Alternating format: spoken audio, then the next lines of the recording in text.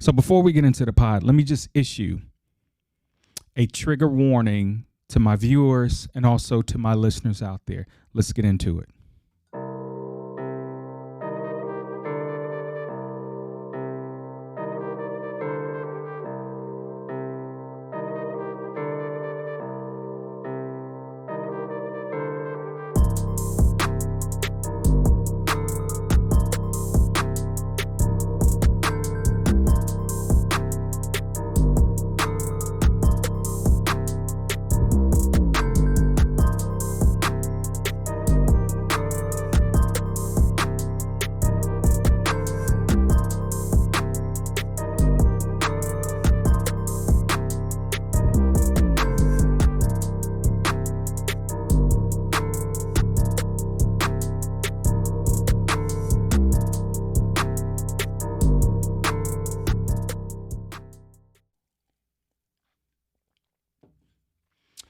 All right, guys, so we're in episode 4. And once again, for anyone just tuning in, I go by the name of Dante, and this is the heDONizm podcast. You guys know how we always do. Let's keep things in order. We're here just to pod, simply put. Cancel culture is all around us. I'll be careful with my words, but just in case I drop a few, get a few things out of place, or if even I'm a little harsh, or if I come off a little chatty patty on some subjects, right? I don't claim to be an expert. I'm just here to pod. Don't hold me to it. Again, I'm just here to pod. And also, I've been getting a lot of inboxes. I've been getting a lot of calls, and I've been getting a lot of DMs. Well, guess what? Comment down below. I would appreciate it if you guys like, comment, and subscribe to this episode. But not only that, subscribe to the heDONizm podcast channel. It would help me out tremendously. My numbers are mad low, but again, you guys know me. I'm all about the organic growth. So let's do this thing and let's get it going together, right? In true heDONizm format, I like to start out with gratitude. And one thing that I can say I'm grateful for are the difference makers in our communities. Fortunately, but unfortunate, I was a part of a situation, right? I've already explained to you guys out there as my listeners about some of the things that I do for philanthropy, one being officiating. And as you can see, the face is clean, that being football is being played somewhere. Shout out to Frank Gatlin. But I was a part of a game and witnessed something that no parent, no teammate, no player really want to deal with. Long story short, that red truck that opens up in the back had to come on the field. I don't know the outcome of the player that was carted off, but I will say this. Let me talk about the difference makers in our community. There's one thing for there to be a home team and a visiting team. Someone's going to go away with two things: a win and a loss. In this particular case, there were two winners at the end of the night. Here's why. The respect, I can say the love, and the humility that was shown for the player who was injured blessed my heart. I'll be honest with you. They almost made a grown man cry. In a day and age where you have kids that give a persona that they just don't care, I beg to differ. I saw something unique that was teammates coming together. And when was the last time you heard this word in a public setting, let alone in a school? Prayer was being administered by both teams. Not only that, you had fans from the stand who didn't overreact, and it was almost a total humility air of silence, right? This is a game where some may say is violent. It's authorized violence. Listen, the days of the Ray Lewis, when it comes to play pissed off, right, and get it. The days of football have changed somewhat, right? And that's all to sustain one's healthy situation, to sustain their life, their livelihood. But if you want to hone in a little bit tougher to the sustainability piece, is so they can have a longevity in the thing that they love to do. As an athlete, as a participant, as a teammate. Not all teammates play, but whatever your capacity is towards the sport that may be deemed as violent, that being football, it brings communities together, right? And without me babbling along too much on this, I just want to say, hey, thank you for the difference makers out there. And also shout out to those that truly give back without thinking about it, but those just organically give back. You guys are the ones that help build our communities brick by brick, right? So in keeping with gratitude, I want to thank you and thank those that played an intricate role in the March on Washington. For those that do know, over the weekend, it was a 60th anniversary or commemoration of the March on Washington, with that being the most memorable moment of our notable civil rights leader, Reverend Dr. Martin Luther King Jr., who gave, as I mentioned, the I Have a Dream speech. And this is where the note gets sour, right? So bear with me, guys. I'm just going to get in my Kanye for a second. How in the hell do we get in 2023 and on a day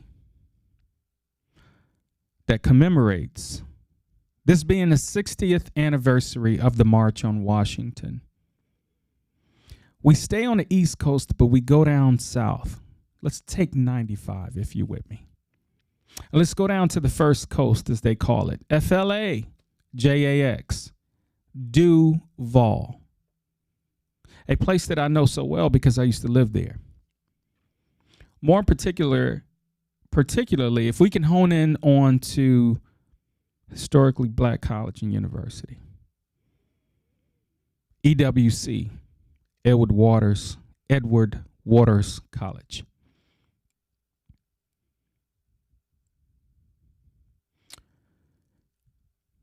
Don't quote me. I'm just going off what was reported. But there was another shooting. And it's disgusting. I'm choosing my words, but at the same time, I just don't give a damn. This is disgusting. So there was a known or reported mass shooting in, I believe it was Philly, sometime last week. Up in Boston, same day of the anniversary of the March on Washington, there was a mass shooting. I believe at a Caribbean parade. I believe 4 people were injured. But in that same day was the shooting in Duval County in Jacksonville. And the notes from the situation were a white male, roughly around the 20s or mid-20s, somewhere 20s as it was reported, had tactical gear on,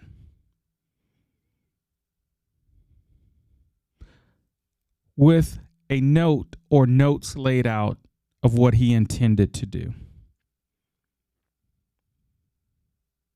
Trigger warning. I'm not doing this for the dramatic effect, but we have to know so that we can understand. The note went something to the degree of, I'm tired or I'm sick. You can fact check me on that. I'm paraphrasing, okay? Something to the degree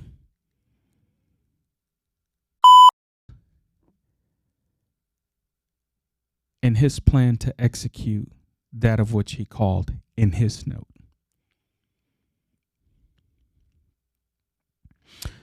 So this gentleman, or this coward,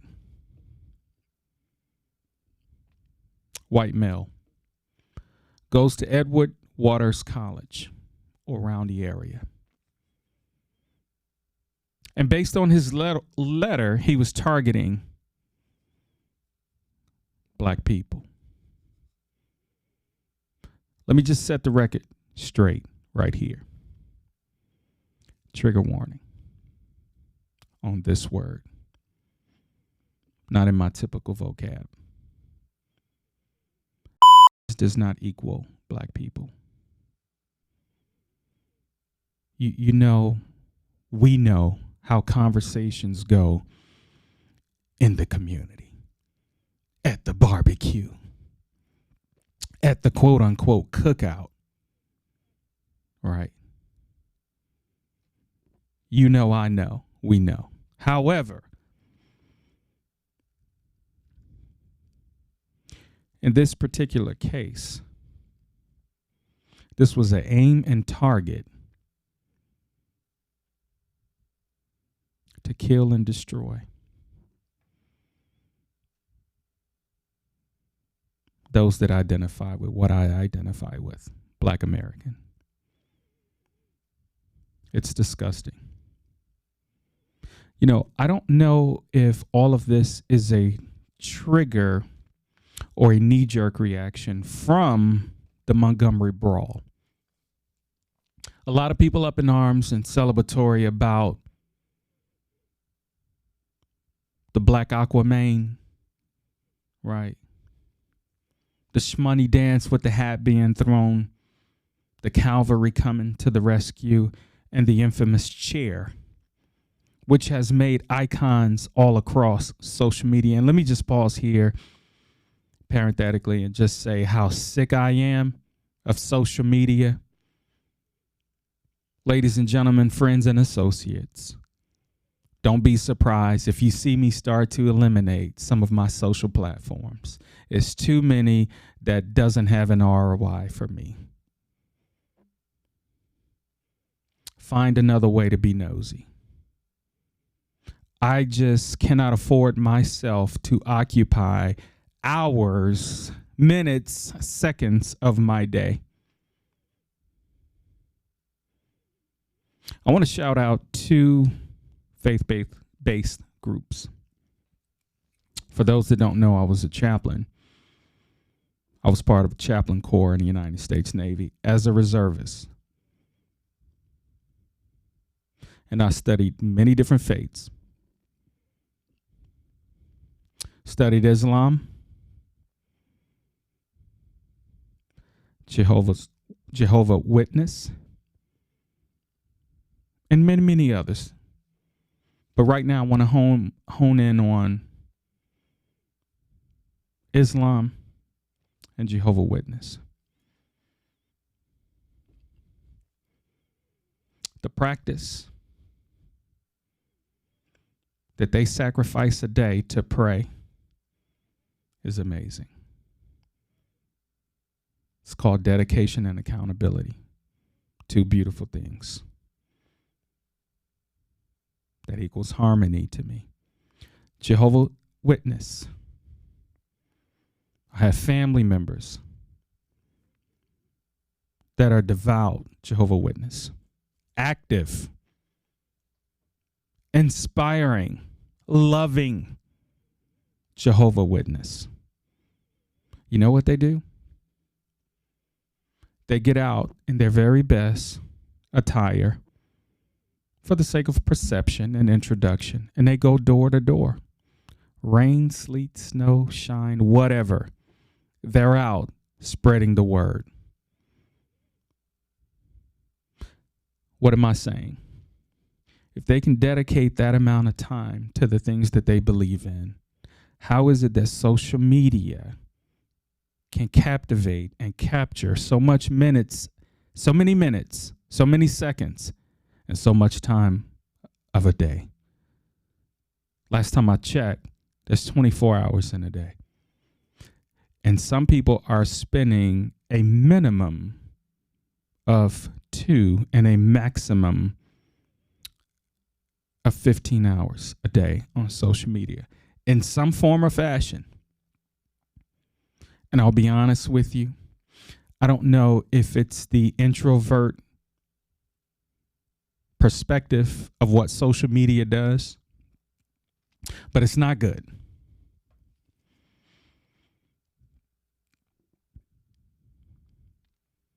Our thoughts and prayers from the heDONizm podcast goes out to those in Duval County. We love you.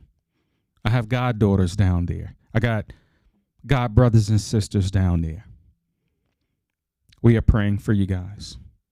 In return, pray for us. In the streets, they say a bullet has no name on it. So imagine a bullet that doesn't have a name on it, plus foolishness that governs how that bullet is deployed. Guys, I tell you what,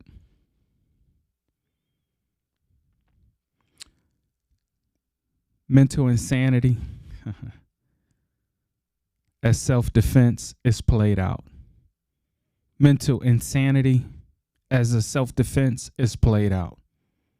Mental instability as a defense is played out. Mental issues as a defense tactic is played out. How about some people are just flat out evil?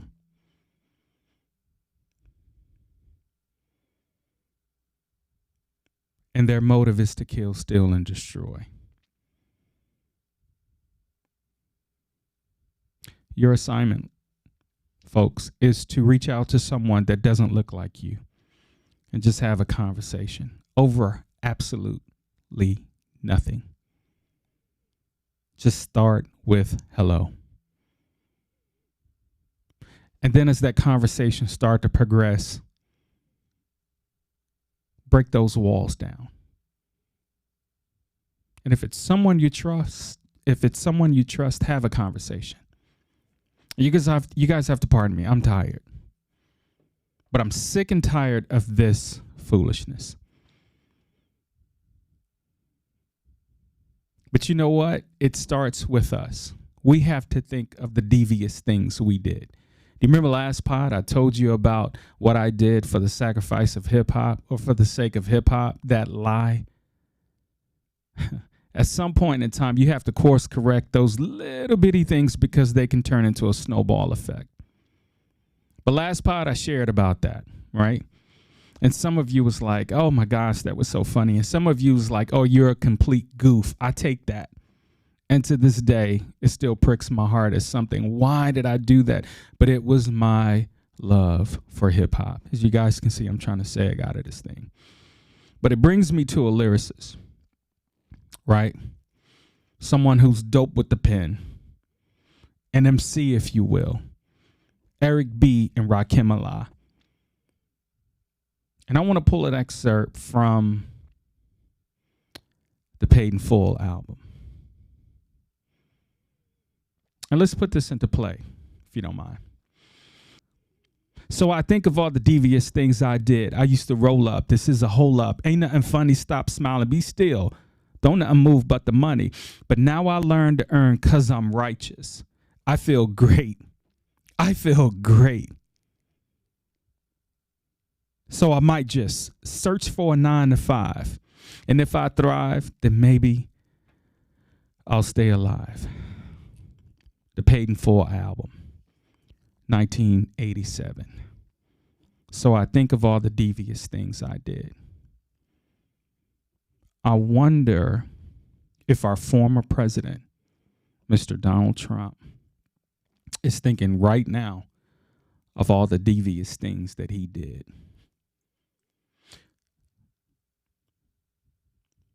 Could be the insurrection. Could be some phone calls he made.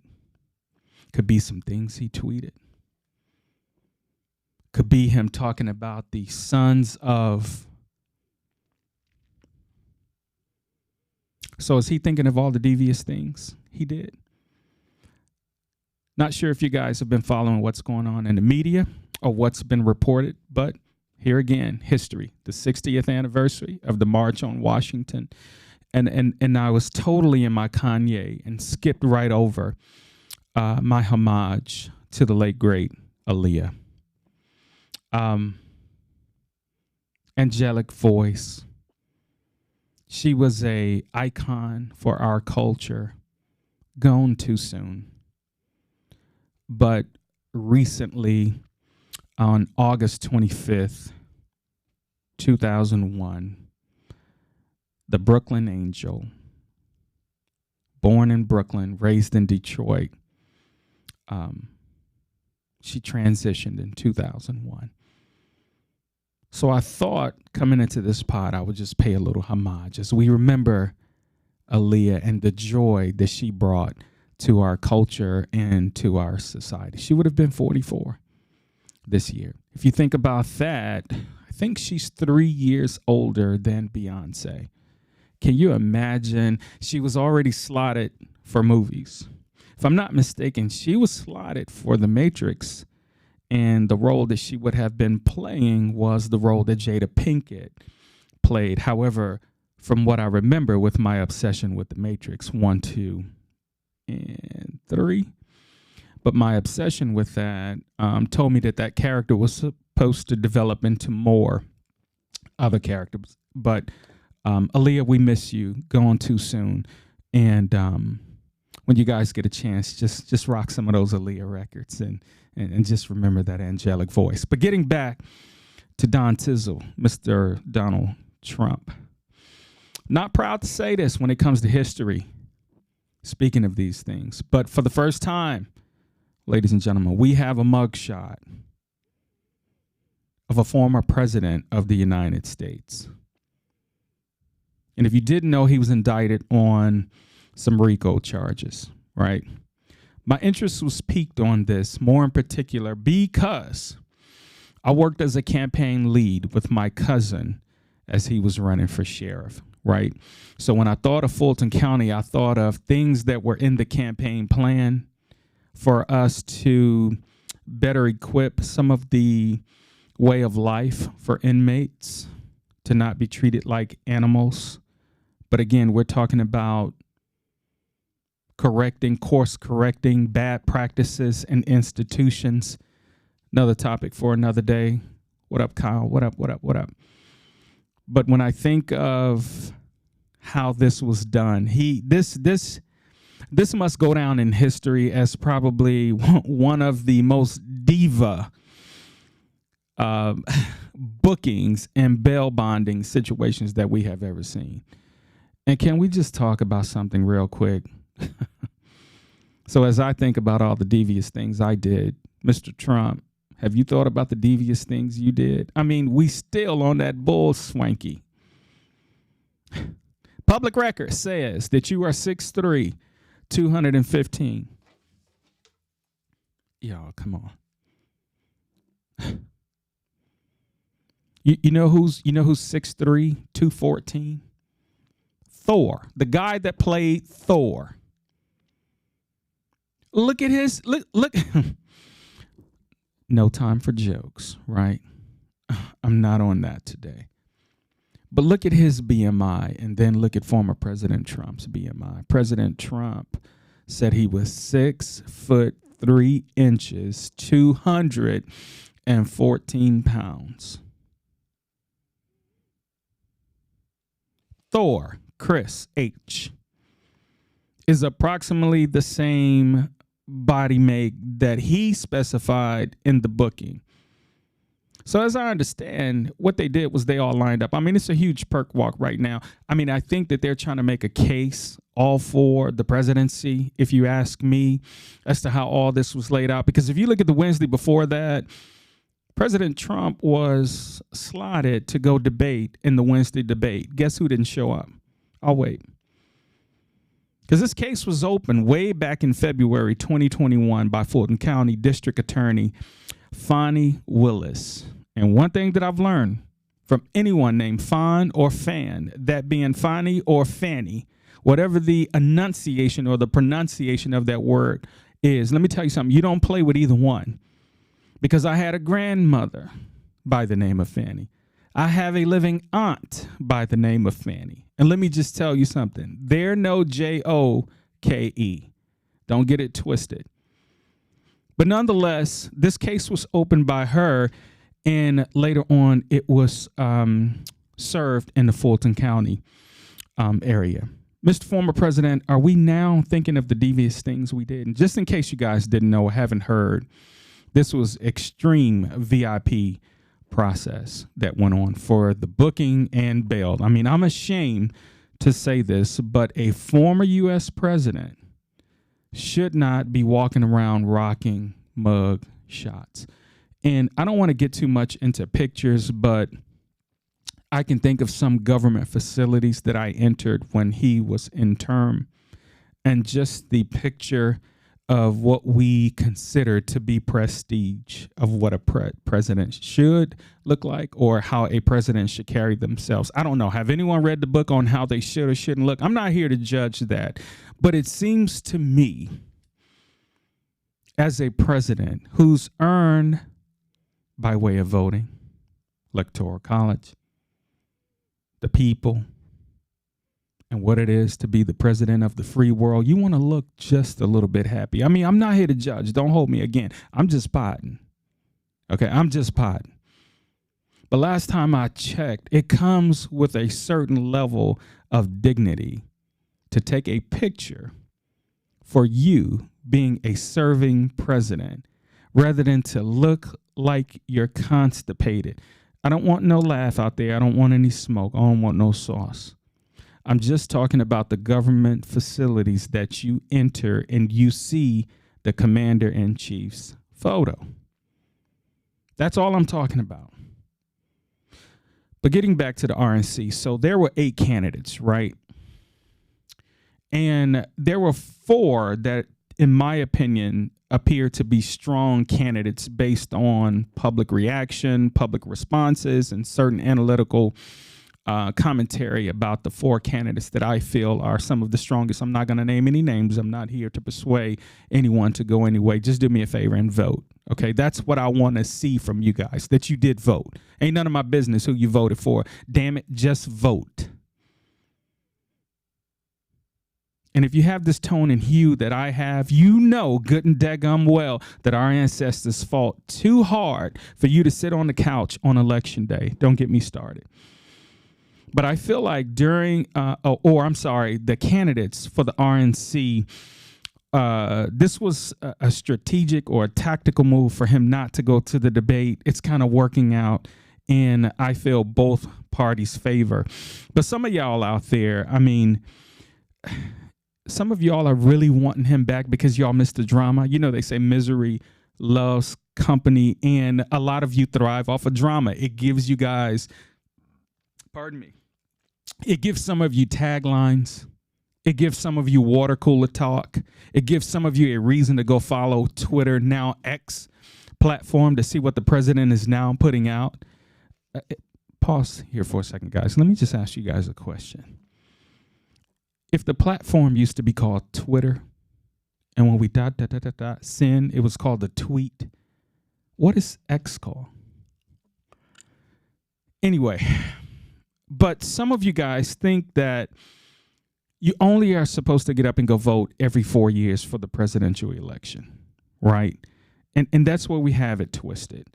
You guys just say sometimes to hell with primary and special elections, right? Some people don't even care. And Lord have mercy, God forbid there's a local elections. I mean, you can literally, at the 3 o'clock hour of the day, let's say the polls close at 5 or 6. Let's say 5, just for the sake of narrative, right? You can get up out of your bed, 3 o'clock, brush, shower, get dressed, iron maybe, right? Spray on a little something, get you something to drink, go to the polls, vote, and possibly be home before 3:45. The poll lines are just that shallow on local election days that it's ridiculous. The participation is disgusting. And then we want to complain about things like how our school systems are ran and why we have a shortage on buses and why our sidewalks look the way we do and why some of our communities are the way they are and why are they building apartment complexes in a suburb area. I'm just giving examples, guys. Don't hold me to it. Again, I'm potting. But for some of you that only know presidential elections and don't give a damn about local elections, it's pretty much like Boys in the Hood. Rest in peace, brother Singleton. We miss you. We just need some more of your work, fam, and we really miss you. But the local elections are pretty much like the end of the Boys in the Hood movie. What Trey was talking to Doughboy. Doughboy had his corduroy slides on with his white socks, his Jerry curl, his 40 ounce of OE, and he was sitting there talking to Trey with that bottom lip just hanging.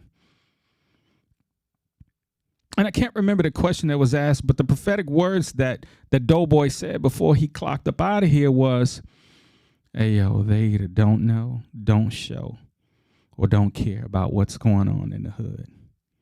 You want to know who he was talking about? He was talking about the people when it comes to local elections. You see what I did there? No, he was not talking about that. But that's what I'm saying. It's like when it comes to local elections. And let me just say this out here, right? So you guys don't think like I'm just hating, right? There was a time and place where we really used to rock with old DT. You know, he was all up in the fights. He was all up in the promotions. He was rocking with Don King. Not to say that we was rocking with Don King, but just when you thought of money, power, and respect, you kind of put DT in that conversation. I mean, he was on some of the shows. You wanted to see him out and about. We used to kind of dream and fantasize about living in the Trump Towers with the gold gilded kitchens and the bathrooms, yada, yada. But then we started to discover, and you know what the old folks say? Baby, if somebody show you who they are, you better believe them.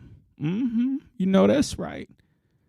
And speaking of DT, we used to think about the places in Vegas, the hotels and restaurant business. Like some people used to aspire, and I will even take it all the way up to The Apprentice. But then after that, just the tomfoolery just kind of started leaking. And it's like, what did our ancestors say? What did our elders say? If somebody what? But you know what else comes to mind when it comes to hotel and restaurants? Y'all are bugging. Hotels, y'all, I'm going to start with hotels first. Y'all are bugging. First of all, your prices for rooms per night, it may be hit or miss on some of those, but I feel like you guys have missed the mark, right? When it comes to amenities of a room, like some things are kind of missing here. But just in case you guys didn't know, next time you go on a vacay or a staycay or a low-K, right? Or you go abroad and decide to stay in a hotel, how about this as a scenario? You got a flight, a red eye, right? And it's supposed to touch down wherever your destination is at 10 a. Boom. Flight's on time. You're on schedule. You go get your bags. Matter of fact, let's not even take that route. You got to carry on, right? And then you Uber or you get your rent-a-car, right? You pull up to the VIP rent-a-car where you don't need to talk to nobody. You just go get in a car and vroom, vroom, you're out, right? So you put in your phone, right? Your Waze or your GPS or whatnot, and you go, hey, take me to the so-and-so hotel. And you got the 5-star joint, right? And you pulling up, right? It's 12 o'clock now. You ain't got nothing else to do. You're a little tired. You woke up at 4 o'clock to make a red eye. And if you live in an ATO, you know you got to give yourself at least 2 hours to get to Hartsville, Jackson, or Rick Ross say, Y'all know what it is. I'm exaggerating, but you get to the hotel before noon, right? You've planned your day. Your day is mapped out right and tight. I mean, you want to get in that room, kick your shoes off and go, you know what? I'm going to take me a power nap. I'm going to get up. I'm going to hit an early dinner. I'm going to hit a happy hour. I'm going to be about mine, and tomorrow I'm going to be refreshed, ready to go.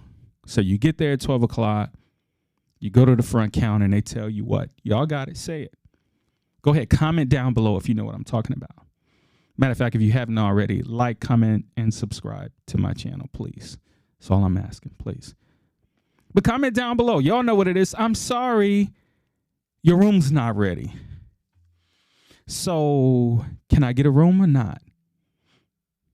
And just for the sake of testing the front desk, they say, yeah, well, we have rooms available, but you've already reserved one. Your room will be ready at 3:45, close to 4. That's the earliest we can check you in because our standards say that we have 5 p.m. check-in. Okay, first of all, Your checkouts are usually at noon. But you're telling me your check-in is at 5 p.m.? The math ain't mathing. Or the clock is broke. Something ain't adding up, right? So what happens is, you can check in, but we're going to give you, we're going to tax you on that. So here's what they're doing. They're taxing the early check-ins now. So get ready. They're going to start pushing those check-in times a little bit later, maybe 5, close to the evening, right? But they're going to tax you on the early check-ins. What's an early check-in? 12:01? 1, 2. Okay, if you don't have a full house and you have rooms that has been clean and sitting on ready for about 24 hours, let the person check in based on availability, please. Oh, but somebody has to get the money. Dollar bill, y'all. Y'all remember good times. Scratching and surviving. Hanging in a child line. Go listen to them lyrics again. Will depress you. But that's what we're living in today. They want to tax you on an early check-in. They say to be on time is to be late, but to be early is to be on time. So if I want to go do an early check-in, you're going to tax me for being organized. You're going to tax me for having my planogram or for having my plan of the day mapped out. Shout out to my shipmates out there that know about the POD. Y'all know I was your guy. But anyway, okay, so you go, okay, you know what? Okay, boom. All right. I'll go find something to do, right? So it's midday and you're thinking, I don't want breakfast. I don't want lunch. I don't want brunch. I kind of want a dinner thing. So let me just go out and maybe get me a margarita or something and I'll just chill out because I got a mind and a taste for steak. So you know all the steak joints that you want open at 6 p.m., which is the evening time for dining. So you go hit a knockoff joint like a steakhouse or a Logan's or a Texas Roadhouse or something to that degree. One downgrade from a Longhorns or one downgrade from your typical L steakhouse. So you say, okay, I'm going to settle for the 1 o'clock joint. Okay, so you do that, then boom, you still looking at your clock. I'm still at like 4 o'clock. I still got an hour before I check in. Okay, so maybe you go walk the mall, walk the strip, or do something. You still got your bag. You still have all of this secure but yet unsecure places to put your personal belongings in, yet you're trying to waste time installing. The next thing you know, you've gotten into something. You've gotten into something. The next thing you know, it's 7, 8 o'clock. You're extremely tired. Your room's available now, so you go get in your room, and you're super duper tired, and you're like, oh, man, I've just wasted the whole day. I tell you what, I'm supposed to check out tomorrow, man. Let me just hey, front desk, hey, this is Dante. Would you guys mind giving me a late checkout? Oh, absolutely. Checkout is at 12. What time would you like to check out? Oh, man, let me get that 2:15, 2:30, if you don't mind, please. Thank you guys so much. Your facility is amazing. I mean, I'm going to sleep like a baby. It's so nice in here. Well, sir, we can only extend you to 1 o'clock. That's late checkout. And you know what? I'm on one, right? And you know what usually happens around that time? Let's just say you're walking around the facility. You really usually and typically only see like one service attendant for that room, for the whole hotel. So here's what they're going to do for your late checkout, folks. They're going to tax you on that also. And they're saying the prices could be anywhere for for early check-in, $50 to $100, and late checkout, $50 to $100. So that's $100 extra added on your already nightly or overnight fee. Do your own research. But to me, restaurant business, y'all bugging. But when it comes to, hotel business, y'all bugging. But when it comes to hotel, usually hotel and restaurants go under the same management or investment companies. So let me just talk to you guys real quick, okay? Again, I said I'm on one today. I'm not in the mood. I'm just here to pod. Restaurants. No particular one. I'm saying restaurants. Hold that thought.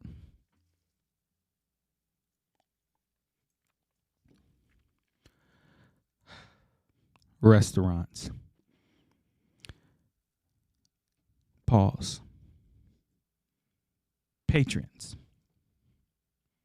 guests, families, you out there that like to go to a restaurant And to my brothers from another mother, hold tight. I'm talking to the brothers and sisters right now. I'm talking about those that identify as black. Why is it that when we roll up in a restaurant, looking good, feeling good, smelling good, walking good, and we go to the desk, whether we have RSVP'd or laid a map out for a walk-in at a restaurant, put yourself in that category of that traveler. But let's just say you got a +1 with you. You got something nice on your arm, right? Like y'all doing a doggone thing. Y'all looking like that one. Y'all looking like relationship goals up in this joint. But y'all go to the desk, right? And you say, dinner for 2, please. And fellas, you know how we try to throw that I'm a G swag out there. Hey, give me the best seat in the house. Right? And they, okay, fine. We'll be with you in 1 second.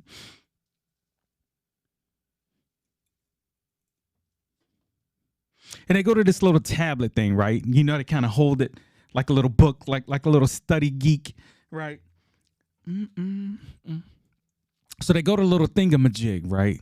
You can't see it because it's facing them, but you're looking like, okay, I'm gonna sit down. Hey, hello, all right, yeah, hey.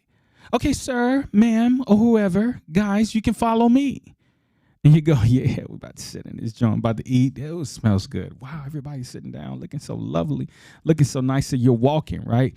And you're gathering all of these thoughts. And you're like, ooh, that's a nice little section right there. Oh, look at that nice looking group of people right there. And hey, this is cool, right? And you start to see the sun. You can see the patio. You can see the cars parked in a parking lot. You can see the mandolay, the guy playing the mandolay, or you can see the person playing the piano, or you can see the people toasting to maybe an anniversary, a birthday, or something like that.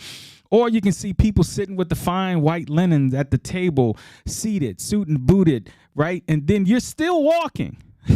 You guys know where I'm going. But you're still walking following this host or hostess.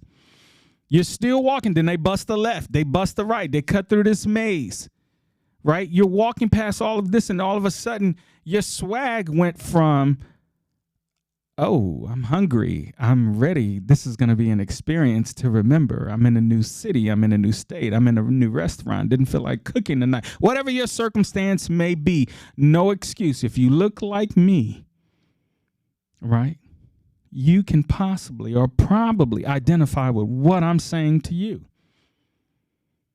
What is it with the daggum sitting people that look like me by the damn restroom, the lavatory, the bathroom,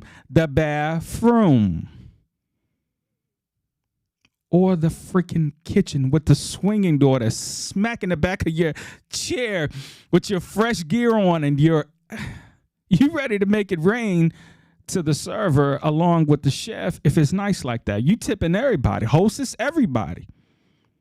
But what is it? And it could be one of these situations. Let's use the scenario and use case of the traveler that I gave you, right? Let's say you did get that early check-in, right? You've placed your bag down. You've wiggled your toes a little bit. You've rested your loins a little bit. You've already went to go urinate. You've already done all of those things that make you go, who's okay? You've done a little yoga. Namaste. You're ready to roll. So you go out and you hit this restaurant. It could just be you by yourself. It could be midday. Or it could be just opening. Some nice joints open at 1 or 2, but you get in there and they still seat you all the way in the back. And it's not even a packed house. It ain't nowhere near packed. But they still come with the foolishness. What is going on? I've been, I'm tired of that. It gets to a point now where I just go, you know what? No, thank you. And I don't give no excuse or anything. I just leave. Sometimes I'll ask if I feel deemed that a conversation is necessary. I ain't trying to turn up. I'm just like, hey, yo, there's several tables up here. May I have that one right there, please? Well, that section is closed. Why? And minutes later, patrons later, customers later, they come in and they're seated at that table that you kind of had your eye on. I'm sick of that. I would love for some investigation or someone to send me some cited references or something that gives proof that I'm not a dodo in this situation, that I'm not overthinking or being over analytical on the eating experience in restaurants, right? And it only happens in certain franchises that I go to. What's your experience? Comment down below. Be a little transparent. It ain't gonna hurt nobody.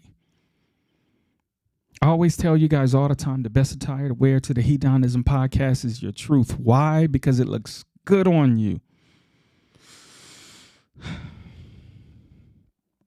But you guys have to stop out the bullshiggity. It's bad, yo. We're sick of it. I mean, can you imagine the feng shui, you being passed up on all of that, the beauty of the restaurant, and they're sitting you next to the bathroom where you got to smell someone's hot ass coming out the bathroom or hear the toilet flush. You know, the fecal matter that's probably in the air. I'm not trying to discuss you guys out, but really, there needs to be a shift towards this. I'm sick of it. Last couple of things I want to talk about is the tomfoolery, y'all. Tomfoolery, you may have guessed to be a verb describing action, but tomfoolery by definition is a noun. In a nutshell, y'all, it's acting foolish.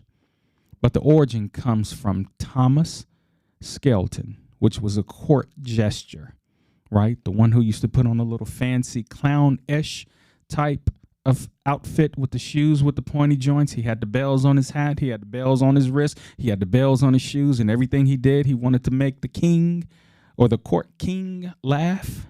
That guy, right? But he was also known as Tom Fool. But I'm talking about the tomfoolery. We've already talked, we've already started this pod out talking about the disgusting shootings. Yo, we haven't even broke into a knee deep of a first semester in our grade schools. And already there's been reportings of shootings. Not so much school shootings as if we have an active shooter on a school campus ground. The kids just got to second period. It's the second hour of the school and we got a shooting. I'm talking about shootings at the extracurriculum, that being the high school football games. Now, I've already shared with you guys in all transparency of my philanthropy, of my give back, right? Hence the clean face. Remember I told you guys what you see today may not be what you see tomorrow. But it's all in the name of love for the game. Not bucking the system, but looking the part, being the part. Where does your professionalism lie? Sometimes these are choices and options, but as a leader, I have a responsibility. Do me a favor. When you're done watching this pod, go to YouTube. Go on the search bar, and I want you to type in school shootings at high school football games and stop right there.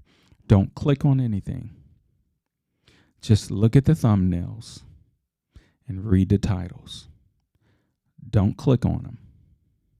I do not want to mess your algorithm up, because that plays a part also into what we digest for our eyes, our eyeball test. Our eyes are being told a story that are seconds long, and it started to migrate into your brain and into your thought process, which could send you down a path, if you're not strong enough, of depression, of anxiety, of deep thoughts, of trauma, PTSD. So I'm just giving trigger warning that I just want you to look at the thumbnails, and I just want you to read the titles. It's ridiculous, right? And when we talk about football, no doubt it's a violent sport. And this is a call to our parents, our guardians, and those of you that mentor, coach, or lead in athletics. If you're a director or AD, Outside of your normal practices and game days, have a conversation with the kids just to make sure they understand the purpose of the sport. Some kids are being taught at home. I can't be your coach on the field, but I'm your daddy. I can't be your coach on the field, but I'm your mother. Hey, yo, son, don't go out there acting like no punk. Hey, yo, daughter, I'm a girl dad. You know we got to represent, right? So sometimes we're putting things into the children before they go out there, and usually some of those messages, speculative here, okay? Don't hold me to it. I'm just here to pod. But usually the words that come from home or the mentor is go get him, tiger, or go kill him, or you better knock their head off.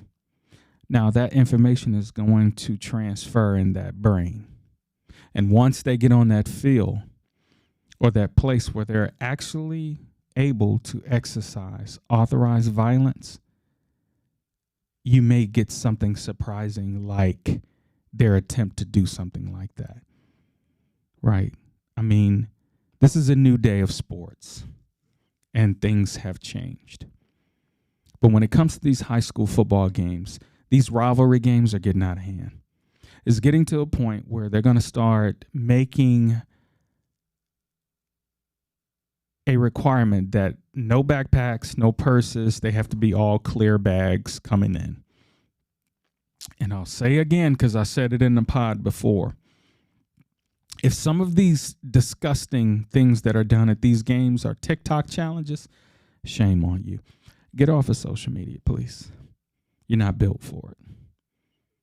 You're not built for it. That level of fame, friends and people who are acquiring to know what you're doing, you're not built for. You don't know what it is to be a celebrity. You don't know what it is to be famous. I don't know if you're rich or not. I'm not here to pocket watch. But some people are getting too much too fast, and they're not able to handle it, let alone the spectators who are spectating so much. There's no center focus, and they're everywhere. They're everywhere. They're trying to keep up, but they're everywhere and have nothing to stand on, but yet are falling for everything. So I'm asking you guys to please have conversation with those that you have involved in athletics, right? And going back to the shooter that went to Edward Waters College, this is exactly what I was talking about when I was mentioning the song American Flags and also Don't Try This in a Small Town, right? We got things that were glorified, dehumanized, and also celebrated about the Montgomery Brawl. I'm not here to condone violence. All I was speaking about in that aspect was don't start none, won't be none. But in these rivalries, in these high school shootings, I need for everyone to take up and ask themselves, are you thinking about the devious things you did? Is that a continual path that you want to go down? I don't think so. You know, old Rick James, right? You guys hear me referencing myself as Rick James because I'm cold-blooded. But the real Rick James told us, right, in a comedic form, that cocaine was a hell of a drug. Well, thank God this is not the issue for these children, cocaine. But I tell you what is the drug, and that's social media.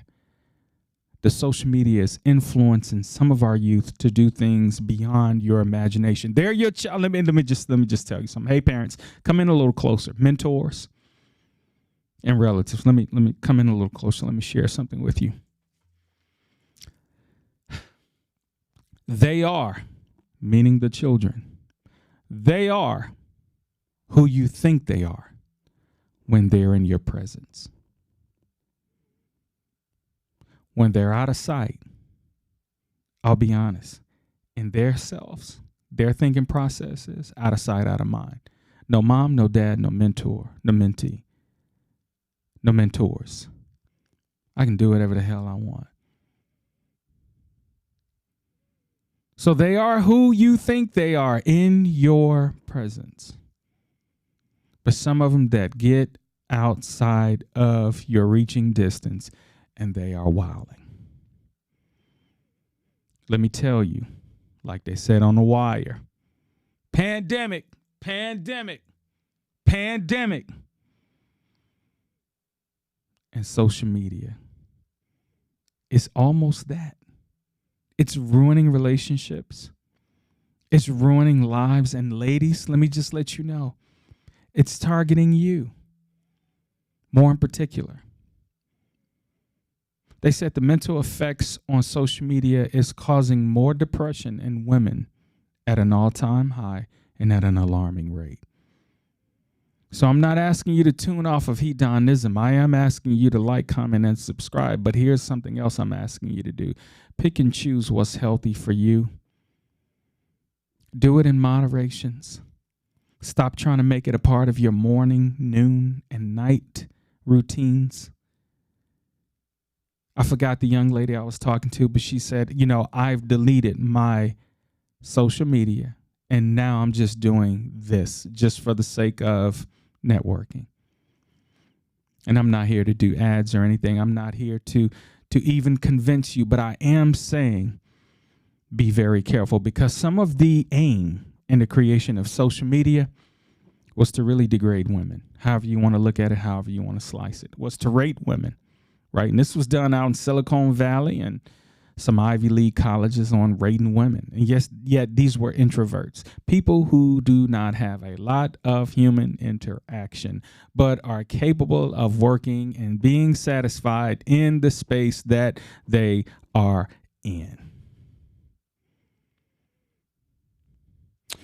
So for those of you who want to be a part of that run, and I'm speaking to you young kids who want to, if you see a fight, you want to run towards it, don't do that. You want to go where the mess is. You want to go where the drama is. You want to go where potential world star clips are going to be made. Don't be that one.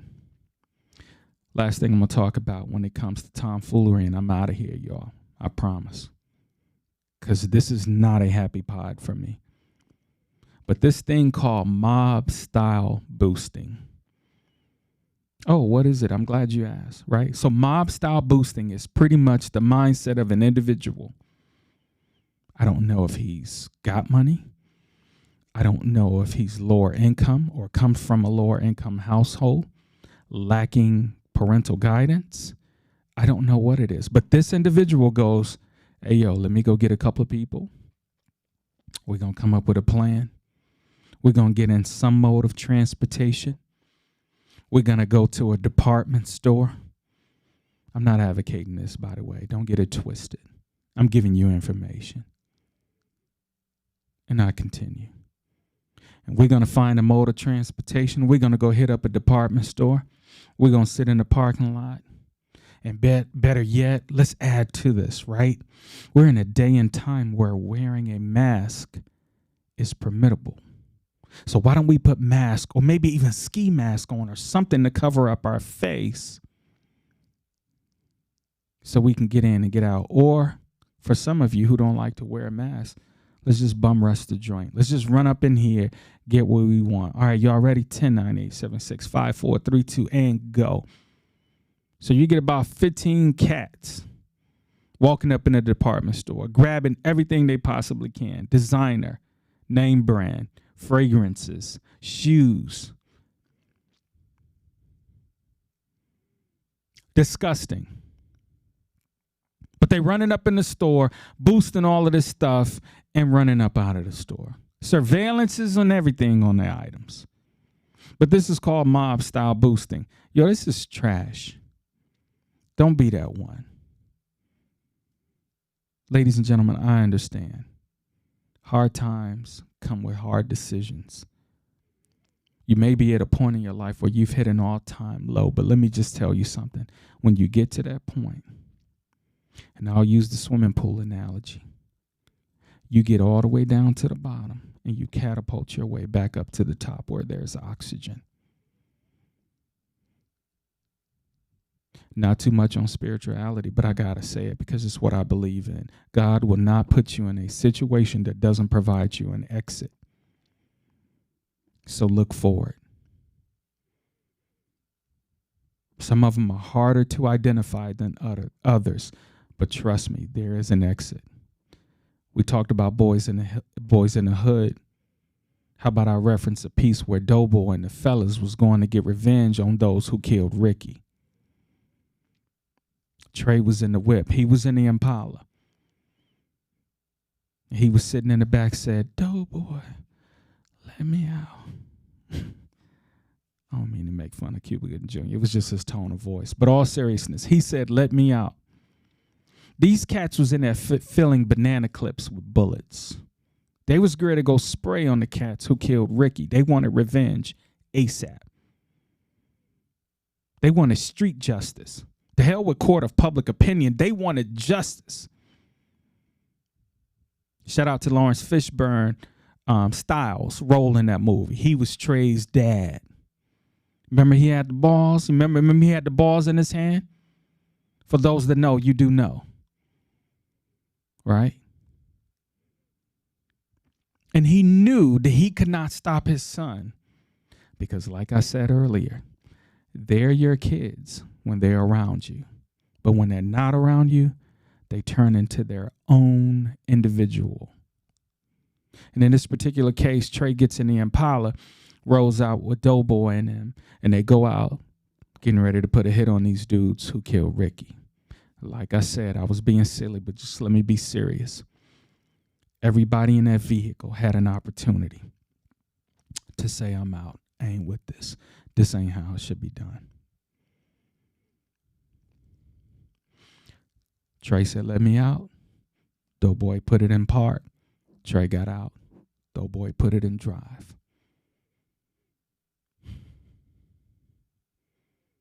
The tomfoolery has to stop.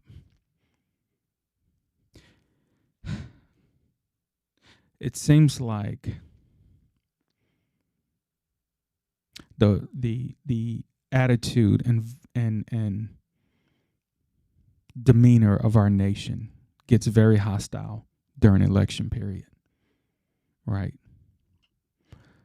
The world is already crazy.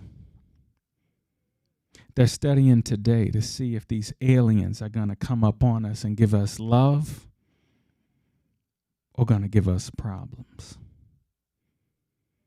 And in the black community, we're doing a terrible job at loving each other. So before we go pointing the finger outside of our community, we got to do better within. There's another enemy at stake that's growing, and that's AI. And let me conclude the story, by the way, for these boosters. For those of you that think this is a successful plan, hard times, hard decisions, let's do that. I've been down so long, it feel like up to me. Did you think about the devious things you did? Because guess what? They got this thing called facial recognition right now. And they're saying all they need is their eyes. So for those of you who are covering up your nose and mouth, don't get it twisted. AI can be captured through eyes only. And guess what? Posture. AI can detect height. So that gives more description for a lineup. For those of you that know. Remember the old movies when they used to put you in the lineup? So imagine the match of the eyes and the height and certain features like y'all getting tatted everywhere. So what better way to identify, hey, the guy with the bicycle tattoo on his hand? Terrible example, but you guys get what I'm saying, right? But let me conclude. In this day and time, temperatures will rise. I'm going to talk about this maybe in the next pod. But there's some other things that we need to talk about that's going on, and it's real slippery right now. And we need to be careful as to how we communicate with each other, how we love each other, but at the same time, things you're doing to tear each other down. It's disgusting. Now, I know this wasn't a typical format, but like I said, it won't always be sunshine and rainbows of conversations. It won't always be happy-go-lucky conversations. We got to have tough conversations sometimes. So with that being said, thank you guys so much for joining. And if you haven't already, please like, please comment, and please subscribe. There's more to discuss. Thank you so much for joining the heDONizm podcast.